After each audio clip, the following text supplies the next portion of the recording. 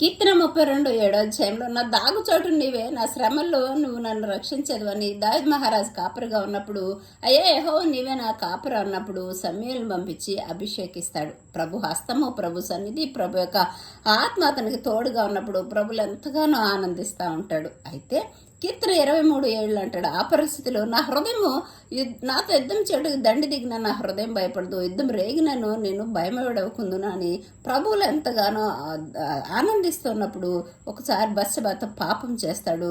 ప్రభు ఆత్మ అతనిలో నుండి వెళ్ళిపోతుంది. అతనిలో దుఃఖము, వేదన, రోదన మాత్రమే మిగులుతుంది. ఎప్పుడైతే నాతన్ని పంపించి ప్రభు పాపం ఒప్పించాడో, పాప క్షమాపణ పొందుకున్నాడో, అభిషేకించి మళ్ళీ ప్రభువులు ఆనందించాడు. కాబట్టి ఈ దినము మన దాగుచోటు యేసయ్య, మనకు పాపక్షమాపణ యేసయ్య శిలువలో కచ్చిన రక్తమే. మనకు యేసు నామములోనే రక్షణ. ఈ లోకంలో అన్ని ధన ఘనతలు ఉండొచ్చు, కానీ యేసు లేకపోతే మన జీవితంలో విలువ లేదు. మన